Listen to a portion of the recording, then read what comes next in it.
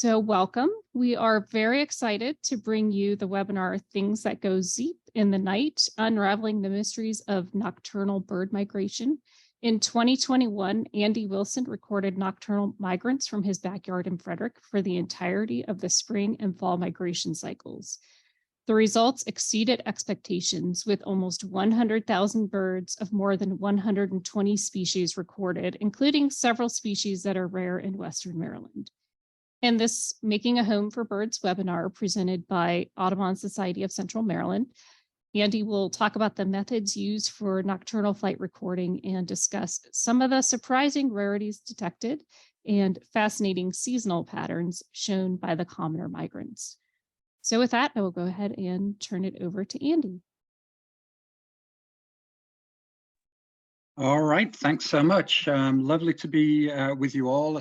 I really appreciate you joining on such a beautiful evening. I know we like to make the most of these beautiful evenings in spring, but I'm very happy to be speaking with you all this evening. All right, so let me share my screen. Oh, that's a good start, isn't it? Something's small snafu there. There we go.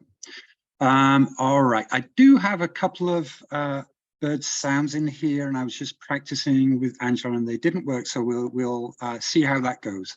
Can everyone see the screen okay? Probably not, because I can't right now. Let's just try that again. I'm looking at the screen.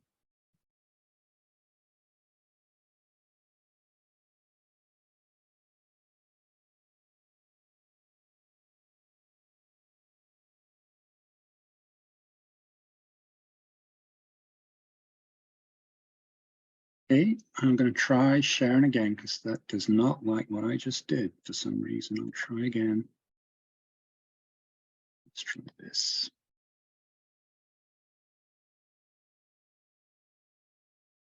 How's that? Okay, hopefully everyone can see now. Please, someone speak up if not. All right, so Things That Go ZEEP in the Night, Unraveling the Mysteries of Nocturnal Migration. So I've been a birder pretty much all my life, and like all of you guys, this is a really exciting time of year, right? Almost every time you go out, you're seeing something new, a new species that you've not seen previously this year. So it's just a really, really exciting time. And often these birds, they just turn up, right? I heard my first house wren of the year today, the first yellowthroats, etc. They just turn up, and you don't see them physically arrive, and that's because nearly all of these things are flying at night. So there's this incredible phenomena going on over our heads, out of sight. One of the world's biggest animal spectacles that we just cannot see. There's long been a fascination, of course, with migration of all times and of all types, and it's only really in the last few decades that we've really started to understand this. It's only 200 years ago, which is not all that long ago, that people thought barn swallows hibernated at the bottom of ponds, for example, right? About 100 years ago, just over 100 years ago, astronomers for the first time actually saw birds fly in front of the moon at night. And then since then, we've had kind of this incremental increase in our knowledge about what's going on. This talk, I'm going to give a brief overview of the study of nocturnal bird migration, a little bit of a kind of a quick overview of how you understand bird sounds, because that's going to be relevant later when I'm showing you some images. I'm going to be showing you them rather than listening to them. I'll say how you record nocturnal flight calls, what equipment you use, etc. And then I'll show you some results, and then finish with a couple of exciting future developments. So as I mentioned earlier, bird migration is one of the many things that I think captivates us all about birds. And I'm not going to spend a lot of time on this, but I do want to point out that there's some really wonderful books out there about bird migration. The one on the left there, Bird Migration by Ian Newton, has been out for a good number of years now. Really excellent account. And then just about 2 weeks ago, Rebecca Heisman, she's written quite a lot in the Audubon magazine, so you might be familiar with her name. She just brought out this wonderful new book called Flight Paths, How a Passionate and Quirky Group of Pioneering Scientists Solves the Mystery of Bird Migration.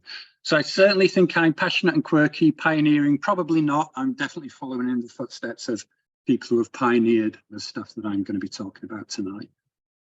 But first of all, why do birds migrate at night? Why do they do this mass migration in their huge numbers, in their billions that we can't even see? Again, there's lots we don't know, but what we do know is that this could be due to various factors. It could be that they're avoiding being predated by hawks. And actually, there are some hawks that specialize in hunting migrants. So if you just think about it, there's this really strong pulse of flying protein during migration seasons, right? And there's a falcon in Europe called the Eleanorus falcon, a little bit like a peregrine, and that nests during the fall migration season to capitalize on all of these little flying packages of protein, the migrating small birds. And you can bet that if all of the small birds migrated during the daytime, a lot more species would have adapted to capitalize on that resource. Nighttime air is generally less turbulent. That's not always the case, but generally we don't have the sun's energy heating up the air, which causes air to move around. So generally nighttime air is more still. Flying at night avoids overheating. So if you think about these birds that are often flying thousands of feet up, expending a lot of energy, right? They could easily overheat if they try to migrate on really hot sunny days. It also frees them up to feed during the daytime. You know, all these birds that are migrating at night are diurnal birds. They're active during the day, they feed during the day. So if they migrate at night, they can stop and fuel up during the daytime. And then another thing that, again, we don't understand this fully, but it's thought that some species use celestial navigation. So they're using the stars to navigate. We know they can't do that all the time because often they're migrating when it's cloudy. But all of these things are probably, you know, it's a combination of all of these reasons, lots of good reasons for birds to migrate at night. I mentioned earlier that people have been fascinated by nocturnal migration. We've known about it now since the late 19th century, since those astronomers first spotted the birds. And actually during the early decades of the 20th century, people used to specifically go out with telescopes to observe that, and it became quite a popular way of bird watching. We actually organized surveys of people staring at the moon to see nocturnal migrants. It became known around about the same time that you know, these birds were making a lot of noise up there. So again, go back 120, 130 years, there's the first kind of scientific documentation that these birds, as they're migrating, make a lot of noise. But it wasn't until the 1950s that people really started to attempt to record all of this migration sound. And the reason it took so long is because we kind of take it for granted how small and inexpensive recording equipment now, but that's not the case back then. In the 1950s, the picture on the left there is the equipment they had to use. So they had to get their antique table out, their massive parabolic reflector there with a microphone in the middle, build a kind of almost a straw igloo to protect it from ambient sound around. And no doubt at that time, at least, this was something that was expensive. You know, this was expensive equipment that relatively few people could afford. And don't forget, back then, they didn't have digital recorders. Everything had to be recorded onto magnetic tape or something like that, which was also expensive and, you know, limited in terms of how much you could record.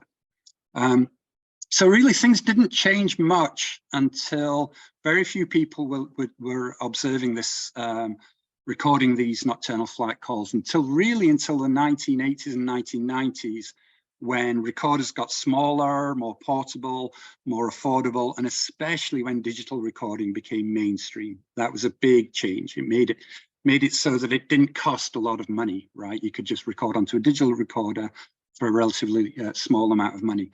So things really took off. And then people like Bill Evans, these are the genuine pioneers. He was at the forefront of this. And he put out a CD about 20 years ago now called Flight Calls of Migratory Birds, based on a whole bunch, hundreds of recordings that he had gathered and other people had gathered, that they'd worked out, you know, what these species were that were making these calls. So that was a huge advance, right? That CD was then available for anyone to buy back in the day when we bought CDs. And a lot more people then they had information to help them identify what they could record. Things have changed a lot. Things move fast, right? I don't know how many of you all have seen Birdcast or used Birdcast. This is incredible, right? This is an incredible tool. You know, so again, here we're just looking, this is just for one night, May 20th, 2022, and there was a big pulse of migration going on right through central Maryland. That's those yellows and oranges that you see there. So Birdcast, it's incredible. It's real time and it's using weather radar data. So again, that's been known since the Second World War. A famous ornithologist called David Light discovered that the little dots that the British Air Force was seeing on their radar during World War II were actually birds. So this is using technology that's been around a long time. But what the Birdcast team are now able to do, just because computers are so much better and quicker and more powerful, is they're able to analyze the weather radar in real time and provide these maps of where migration is happening. So they forecast where it's going to happen 3 nights ahead and then actually measure it using weather radar data. So if you've not seen Birdcast, I do recommend you check it out. It's a pretty phenomenal tool. And this is what it looked like. I think this was for yesterday. I just had a look at what's been going on this season. So this is for Frederick County. You can look at every single county, and it shows you how many birds in flight on average per night. So you can see here, we've had a few nights of light migration. There are a few nights in late March, early April with heavy migration. So it's very variable, right? Some nights is hardly anything, and some nights is a really big pulse of migration, largely dictated by weather. And the numbers are just incredible. So this bottom chart here, bottom center one, it says total birds crossed. That's the number of birds that have crossed Frederick County this spring. It's already 50 million. And by the end of the spring, it's going to be approaching 300 million birds that have passed overhead across Frederick County. So it's just a colossal number of birds. It's just this unseen, amazing animal spectacle that sadly is out of sight, but it's not out of sound. We can hear it. All right, so because we are talking about bird sounds, I'm just going to show you a little bit here, a little quick intro to bird sounds and spectrograms, how you visualize bird sound, because a lot of the analysis we do of these nocturnal flight calls is based on the spectrograms, what they look like on screen rather than what they sound like. So I don't know if you guys, you might have some people who know a lot more about physics than I do. But when we look at a sound, it is its wavelength, the frequency of the waves of sound dictate the frequency, right? So the more cycles per second, the higher the frequency, and that's a higher pitch sound. What we generally call pitch, the technical term we usually use is frequency, right? So if I say high frequency, I just mean a higher pitched recording. Sorry, a higher pitched sound. So let's just have a look at what these look like in spectrograms. Before I show you spectrograms of calls, simple, very short calls, let's have a look at some for songs. And I do have audio of these, but I probably won't play. Okay, so I've got 4 different songs. See, these are all songs that you will be hearing for the next couple of months around here, all common birds. Very common, Fred Archibald and Audrey Carroll, great places to see these 4 different species. All right, so let's just have a look. What we've got on here on the x-axis, so going along from left to right, we've got time. Okay, so on these, this axis goes for about 8 seconds, right? And then on the y-axis, we've got frequency. So frequency goes from 0 birds, 0 cycles per second, up to about 10,500 cycles per second, right? So you can see here, there's a lot of information in these visuals. Human sounds, most human conversation is lower down here. It's around about 2,000 cycles per second. Things like great horned owls are even lower. They're really down here, about 500 cycles per second. And then things like bats are off the scale. You know, they're 20, 30, 35,000 cycles per second. So they're way off the scale that I'm showing you on here. What else do we see in here? Well, we see each individual note. So on the top one on the top left there, we've got a note there. It's kind of got a down slur. What else do we see is it's kind of got these long notes, and then it gets quicker and quicker and quicker, right? The one on the top right has it has a kind of a double note, and then it's got a sequence of very quick notes. That's kind of a trill, right? When the notes are very close together like that. And then these bottom two are there's much more variation, right, in the sounds. And the one on the bottom left, I want to draw your attention to that. That's got a couple of places where it repeats a note a couple of times, right? And if the audio plays, you will be able to hear that. If not, let's not worry about it. All right, so 4 common birds around here. The loudness is represented by how pink it is. So blue is just the background. There's always background noise, obviously a lot more if you're near a road or something like that. So the stronger the pinks through yellows means it's a louder sound. All right, so I've got 4 birds here, A, B, C, D. Have a look at these, see if you can visualize what these sounds would sound like. See if that works for you, just in case my audio doesn't work. All right, I'm going to try this just once. Let's see if it works. It didn't work a short while ago.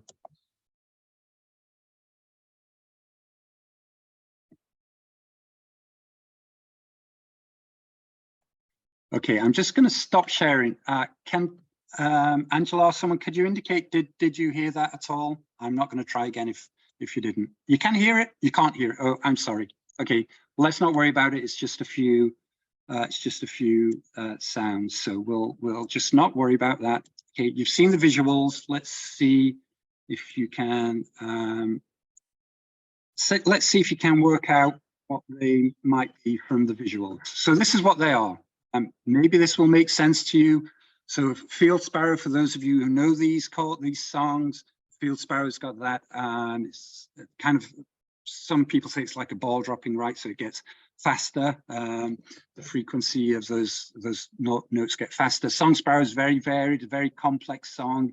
They're often very different. You know, there's lots of different variations of this song sparrow song. The bottom left, note C, is indigo bunting, and I mentioned earlier, it's got those couplets, right? So there's a couple of places in here where it repeats this exactly the same note a couple of times. And then on the one on the bottom right is a yellow warbler, a really fast trill with a variety of calls. Okay, so hopefully that visualization will give you a little bit of a hint on how to understand spectrograms. I think it's a good skill to have, because lots of field guides have them these days. There are some great resources out there that use spectrograms as a way of helping you understand what they sound like. And there's now this whole repertoire. So they were songs, right? There's now this whole repertoire of kind of a whole new vocabulary for calls. So all of these spectrograms I'm showing you here are not songs. They are individual bird calls of various different species. And there's, again, there's a whole bunch of words that have been invented to describe them. So peak frequency, that's where the sound is the loudest. Maximum frequency is the highest frequency that call goes up to. Harmonics are where you get a bunch of different, almost like echoes of the same call.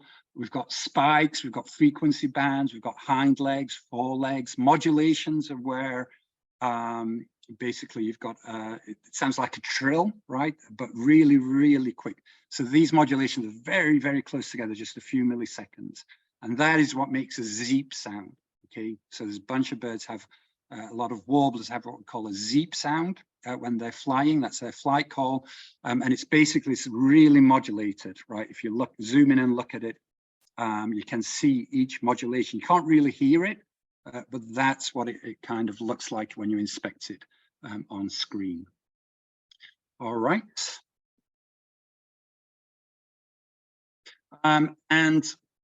Wonderfully, to me, these spectrograms are things of beauty. You know, we all know that birds sound beautiful some more than others. Same with calls, right? Some calls are really cool, some are, you know, less so. But I think these things look so cool, these spectrograms. So this is something that was put together by Cornell a good while ago now, based on some early work, showing you these spectrograms for all of the warbler species in North America. So these are just their flight calls. And you can see some of these are very distinctive, some of them are not. I'll just point out the black-throated blue warbler here on the second row from the bottom and the third one from the left. That one has got a unique flight call, so a unique signature. So when I'm going through my audio, I don't need to play it, I can visualize it, I can see it, and I know it's a black-throated blue warbler. And about half of these species have signatures that are kind of unique. And then about the other half of them, you can't really identify them reliably. And a whole bunch of them are what we call ZEEP warblers. You can see all of these here with the modulations, the zigzags, right? Blackpoll warbler, cerulean warbler, worm-eating warbler. So a lot of common warblers, we just call them ZEEP warblers, and we don't know what species they are. But it's really cool. Again, I can't tell the differences between some of these calls by ear, partly probably because I'm getting older and our hearing deteriorates at these higher frequencies, right? But I know a lot of younger birders can tell these apart by listening to them. But me, I'm relying on what they look like. So how do we go about doing this? How do we go about recording nocturnal flight calls? Well, this is where I live. Sadly, since that aerial photograph was taken, there's been a lot of development around me. So I'm not quite in the rural area that it looks there just a few years ago, but I am on the northern edge of Frederick, and I'm on a quiet cul-de-sac, so I don't have much passing traffic. I'm far enough away from Route 15 that I don't get much traffic from there, far enough from the airport that I don't get much airport noise. So I'm in a pretty good place for it here. Not everywhere. Downtown would not be great to do this because there's just too much background human anthropogenic noise. So I am lucky, just happen to live in a place where I can stick out recorder in my backyard, and it's nice and quiet there. And this is what it looks like. So on the right there, I have got this bucket. It's called an Old Bird 21 recorder that was actually handmade by that guy, Bill Evans, who put together that CD that I mentioned earlier. A lot of people just plug this straight into a laptop. You can plug it into a phone, anything that records sounds. I have this little dedicated audio recorder, but people use all kinds of different things. Some people literally just stick a phone out in a red Solo cup, and that works. You know, you can literally just do something as simple as that.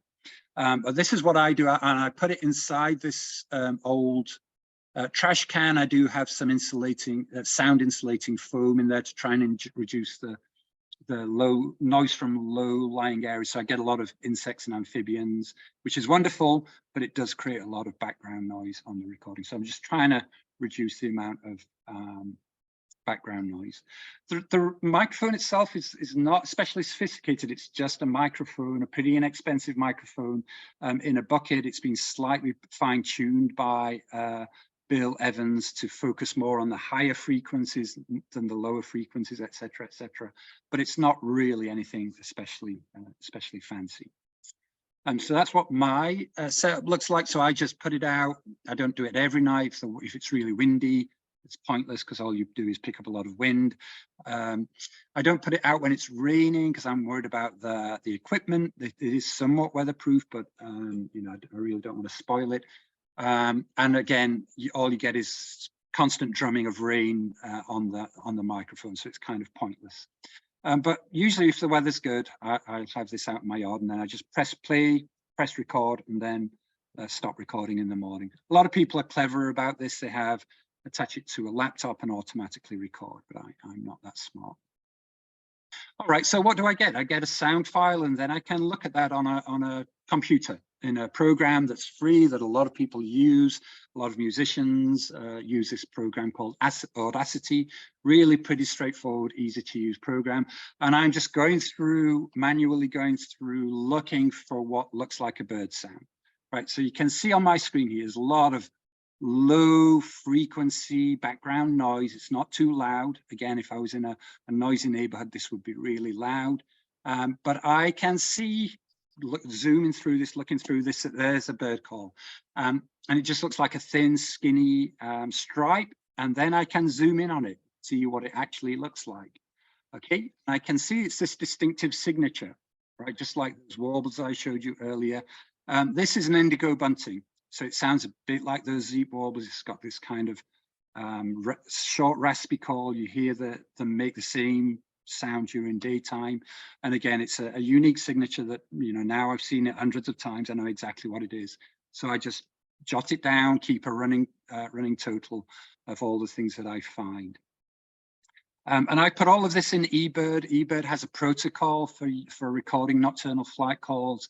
There's certain things that they ask you to do. They ask you to restrict recording to no longer than an hour. So I put a separate eBird checklist for every hour that I record through the night. So it's visually looking through. I will say it's tedious. It's pretty mind-numbing. I have better things to do a lot of the time, honestly. In 2021, I did have, just because of personal circumstances, I had more time to devote to this. So that was my one real effort to try and get a whole year's worth of recording. But it's very, very time consuming. So can we speed it up? Yep, we can. And there's already machine learning software out there that automates this. It goes through your recordings, and in just a few minutes, it will present you with a list of things that it thinks are bird calls, and it will give a best guess with regards to bird identification. So I'm sure a lot of you already use Merlin, right? It's a wonderful tool. It's not foolproof. It makes mistakes, but it's getting pretty darn good. We're hoping that before long, we'll have something similar for these nocturnal flight calls. I've had a student testing out some of the machine learning that's available right now, and it's not great. You know, it's probably the false positive rate is about 40%. So about 40% of what it thinks is a bird is actually something else, raindrop or, you know, all kinds of other interference. And it does miss the more distant birds, which are quieter in the recording. But, you know, it's getting there. And I think before too long, we will be able to automate all of this. I enjoy going through this, by the way. It's just so time consuming. It's like Christmas Day when I open up my recordings. I just don't know what I'm going to get right. It's like a gift. Sifting through all this and then finding something really cool is exciting if you're a nerd like me. All right, so here's some other spectrograms. Here we've got a bunch of different thrushes. Oh, sorry, the Bicknell thrush here is meant to be the one on the right. These are different chunks of audio spliced together. So I didn't get all of these 6 species all at once. Just want to make that clear. But these are pretty easy to tell apart with the exception of grey cheek thrush and Bicknell's thrush, which of course, you know, very closely related species. But right now I've been getting a lot of hermit thrushes going through. They start early, and then pretty soon I'll have the first wood thrushes and veeries. And then when it gets into May, the really dominant species in spring and fall here is Swainson's thrush, by far the commonest species. And I get a good number of grey cheek thrush and a few that look good for Bicknell's thrush. That's the one on the right, like a grey cheek thrush, but it's a higher frequency. So that's how we think we can tell Bicknell's thrushes around. So again, I look at these, and there are things I've now seen hundreds, if not thousands of, going through my recordings. And I know I make mistakes. I'm not saying that, going through these, I'm getting everything right, but I think I probably get the vast majority of them right. And if I've got something that's rare, then I put it in my eBird checklist. I include the audio file, and then the eBird reviewers can get back to me. And sometimes they correct me, or sometimes other people correct me, which I'm really happy about. So there's now a ton of resources out there. I mentioned this CD earlier. Again, not many people are going to buy a CD these days, but it's all available for free on a website. So this just shows you what happens when you go to that website. You can look at, go through the various different species, so all the different wood warblers. You open that up and it'll give you a bunch of spectrograms, and you can actually click on these and play them. So for some species, there's like 10 or 20 different examples of these recordings for each flight call, and that's all free. That's on the web. So that's a wonderful, wonderful resource. I don't know if any of you have seen this book. So this is Peterson Field Guide to Bird Sounds of Eastern North America. Awesome book. It is full of spectrograms, though.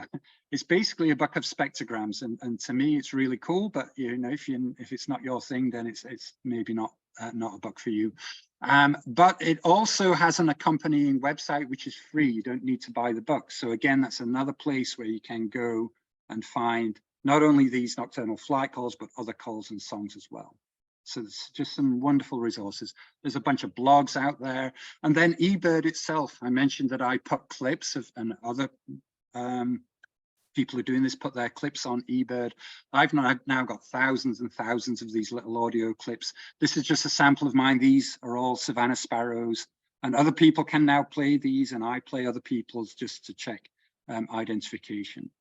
So we're really getting up to a place where the resources are more than sufficient. Of course, there are some species we just haven't cracked yet. We don't quite know.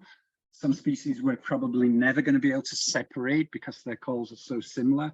But for the vast majority of species, you know, we can be pretty confident with the resources we have, what the calls are that we are picking up on our recorders. Another wonderful resource is a Facebook group. It's a private group, but if you'll notice on here, it's got 2,600 members. And this is basically just a bunch of people like me who post things on the Facebook group to get help. And there's usually lots of people chime in, and it's just a great way of getting to know other people. Through this spring, we're going to be having some webinars where we're looking at very technical stuff, like, for example, using machine learning to identify the call. So it's just a wonderful group. Again, people like Bill Evans, the pioneer, is on this group, and he often wades in with help with identification. So this is a pretty kind of esoteric hobby, but it's not that esoteric, right? There's 2,600 members on this Facebook group and quite a lot of active members. So it is definitely something that's growing pretty rapidly in popularity. It grew very rapidly during the lockdown, by the way. People were stuck at home, right? Especially during the early part of lockdown when we weren't meant to travel, and it was a great way for people to engage in a different way of backyard birding. All right, so now I'm going to move on and talk about some of my local results. I've done this at a few different places. I've had students working on projects. I work at Gettysburg College in Pennsylvania, and I've had a couple of recorders out there through last fall. So it's gone from being a nerdy hobby to something I actually do as part of my scholarly research at Gettysburg, and now getting students involved. I'm just going to focus on the results from Frederick County. So these are my species totals. These are my kind of top 20. I mentioned Swainson's thrush, really a dominant species. This is my estimate of how many birds, again, not a precise science, but my estimate of how many birds I had through 2021. Swainson's thrush, super common, especially in the fall. Rose-breasted grosbeak, again, way commoner than most people would probably imagine. Oftentimes in late April, early May, and then through September, it's one of the commonest species. So a lot of thrushes, a lot of sparrows, song sparrows. There's probably a lot more than that, but they're actually difficult to tell from fox sparrows. So sometimes I just put them down as sparrow species. Same with warblers. So the most common warbler I have that I can identify is ovenbird, followed by common yellow-throat, black-throated blue warbler. Yellow warbler, blackpoll warbler, black-throated green warbler are probably all commoner, more common, should I say, but they're difficult to identify reliably. Some things are surprising. Yellow-billed and black-billed cuckoos are really pretty common. They have very distinctive calls, and I had hundreds of those pass over my yard in 2021, in both, especially in spring, but small numbers also in fall. Now, yellow-billed cuckoo, we know it nests around here. Black-billed cuckoo, there may be a very small number that nest on Catoctin Mountain, but pretty sure that most of these are genuine migrants. They're just passing over. This is what the seasonal patterns look like if I have all the thrushes, sparrows, and warblers together. So going from March, February through to November. The black bars are my estimated number of birds, and the grey is the estimated number of calls. So a lot of these birds, when you pick them up, they don't only call once, but you pick them up, and then a lot of birds seem to call like around about every 12, 15, 20 seconds. And as far as I know, they're doing that throughout their time, migrating, keeping in contact with individuals of the same or related species. So very often, if I get a Swainson's thrush, I'll be able to see on my recordings that I get it 2 or 3 times. So, sparrows and warblers in really good numbers. And then thrushes, again, much higher numbers during the fall than I had during the spring. Good reasons for that. Part of this is due to the migration patterns of some of these species. The grey-cheeked thrush, for example, migrates primarily further west of us in spring, and then it does fly down the east coast in the fall. And of course, in the fall, the numbers should be higher because you've got birds of the season, all the young birds that were born that year heading south. So you would expect larger numbers generally during the fall. Some of the species that are really common is pretty surprising. The grasshopper sparrow is something I get all spring and all fall in good numbers, up to 40 grasshopper sparrows per night. Again, it's got a pretty distinctive call. And I even get some moving around in summer. I think the ones that are moving around in summer, sadly, are probably the ones that are trying to nest around here and getting pushed around by fields being mown, which we know is a big problem for these grassland birds. When does this happen? So I showed you the seasonality, right? The seasonality pretty much lines with your experience of when these birds are migrating in spring and fall. There's no difference.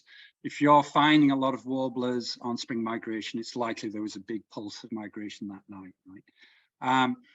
In terms of the time of night, though, they really are concentrating through the middle hours of the night. So the x-axis on all of these charts basically goes from sunset to sunrise, okay? And obviously that length of time varies, so I put it on this scale in terms of percentage from sunset to sunrise. 50% is right around about 12:30 for a lot of the year. So you can see from these charts, this is kind of the average pattern that for a lot of these species and species groups, the heaviest migration is sort of an hour either side of midnight, okay? There are some variations among species, but it's a pretty reliable pattern that the heaviest migration is right in the middle of the night. So some local rarities. I promised some rarities. I'm not expecting you guys to know all these. I'm not going to quiz you on them, but I was really excited when I was sifting through my recordings a couple of years ago and spotted this, because this is a bird that has been pretty rare down here for the last few decades. It was much more common in the 70s and 80s through early 90s. And this was in May, and it was a northbound evening grosbeak. And apparently it's really rare to pick these up on migration at night. Bill Evans thinks this might be, in fact, be the first one that anyone he knows has picked up migrating at night.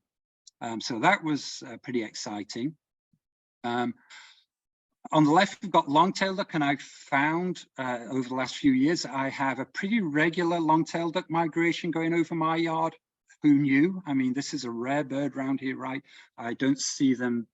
It's now several years since I saw a long-tailed duck inland in Maryland, but the last few years, multiple nights through late March and early April, I have long-tailed ducks going over. That's what the spectrogram looks like. I don't know if any of you have heard long-tailed ducks. They kind of almost sounds like a giggling call. The males use the same call when they're displaying, doing their parachuting displays, and they're passing over here in what seems like reasonable numbers. I always get them between like 10 o'clock and midnight, so I've got a strong suspicion these are setting off from the Chesapeake Bay, and the timing is just about right.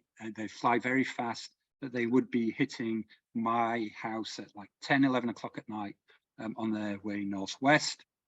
Same with the Wimbrel, I often get those right in between 11 o'clock and 12:30 at night. And I've had a whole bunch of them. Most of them are right around about the middle to the third week in May. Again, rare bird around here, but they are migrating pretty regularly over central Maryland. And again, we know quite a lot about these birds. There are quite a few individuals who have been tracked. We know individuals who have been tracked from the East Coast all the way to Alaska. So maybe these birds are going from maybe the Carolinas, where there's a big stopover place for Wimbrel, and heading, to Arctic Canada or even Alaska, and going right over my house. I mean, how cool is that?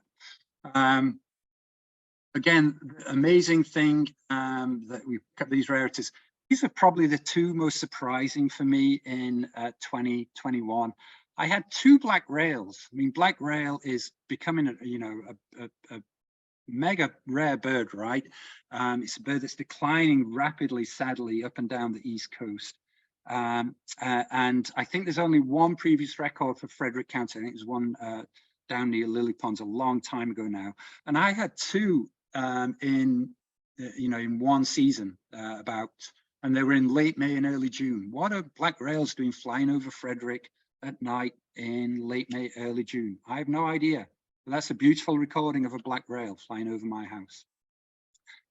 Probably even more surprising in some ways was this Connecticut warbler.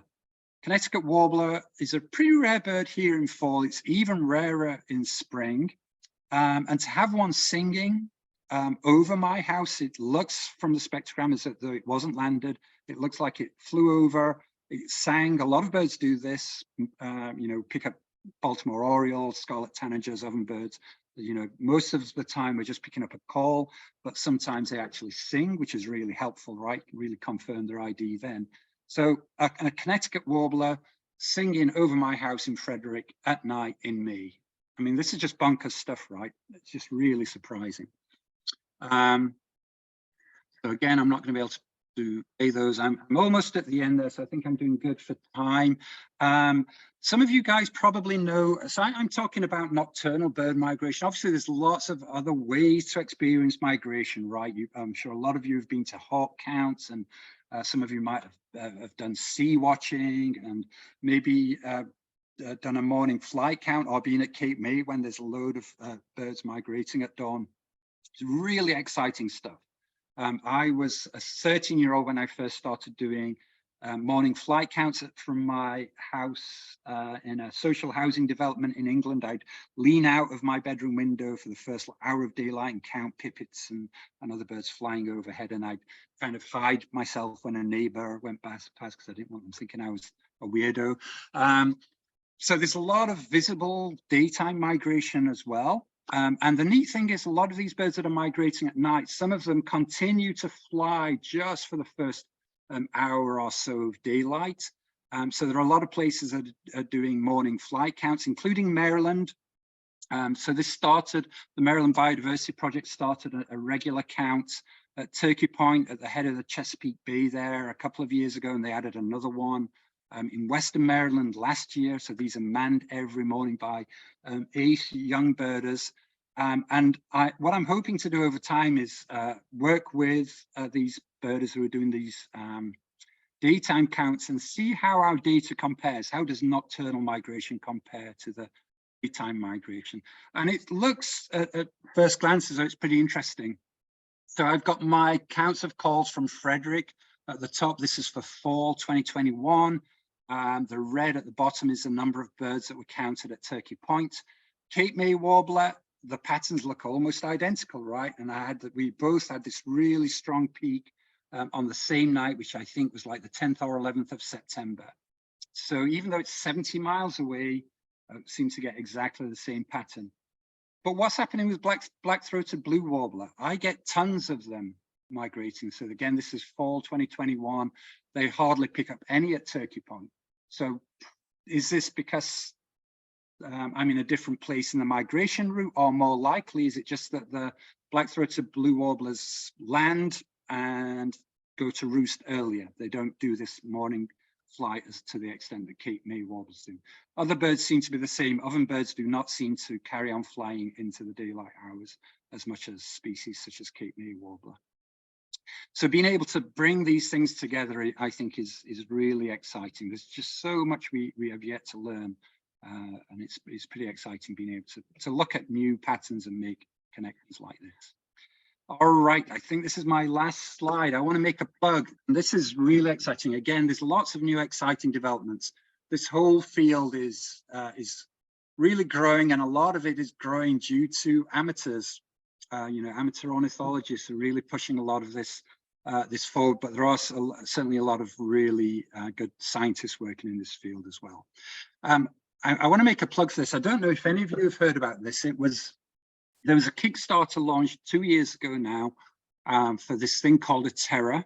I backed this. I think it was $150 per person. I basically bought 2. That was 2 years ago, and it's still not being delivered.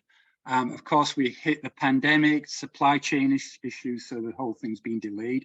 But I got an update tonight that it looks like they are going to have a couple of these ready events coming up very soon, like the ready for some of the big events during the early part of May. So what is this? It's basically an audio recorder that you can put out in your yard. It's going to record birds during the daytime. It's going to record birds during the nighttime. It's going to have an app, so it's going to be like Merlin, but you can just leave it out in your yard in all weathers. It's solar powered, and you can through the app you will be able to hear what's in your yard as well, which is awesome, right? I like all of you, I spend a lot of time watching birds in my yard, but I don't always want to have the windows open. But now you will be able to hear what's out there as well. And even better than that, I don't know how much you guys know about something called the Motus network. There's thousands of birds now have these little transponder backpacks on them, getting incredible information about them flying up and down the flyways, a whole bunch of different species. They ping these dedicated towers, which cost about $7,000 each. So it looks like a little mast, right? And there are now hundreds of those, but there are big gaps. What this will do is will also tell you if one of these tag birds flies near your house, right? So if there's a Bicknell's thrush or a Sora or all kinds of other cool species flying, I don't know what the range will be, but if it flies within a certain range of your house, it will ping you, and you will get a notification that that tag bird has flown nearby. So how cool is that? That's really going to help this kind of nationwide program of tracking species. If we get thousands of these out there in yards all around the country, that network of tracking is just going to be immense. So I don't know how good this is going to be for nocturnal flight calls yet. I suspect it might be a few years before it gets to the place where you can wake up in the morning and get a list of all the things that have gone over your house at night, but I think it will get there pretty soon. So really exciting stuff happening right now. All right, I think that's all I have. So I just want to thank you all for listening. I will be happy to take a few questions. Please do get in touch with me. I work at Gettysburg College, awilson@gettysburg.edu. I am on Twitter, like all good ornithologists, somewhat regretting that recently, but I do find it is a good way to connect with other ornithologists. Okay, so I'm going to stop sharing. I'm going to open up the chat and see. Yeah, someone said you can't hear the audio. I'm really sorry about that. We did try. So has anyone got any questions? If anyone wants to put any questions in the chat, I'd be happy to answer them.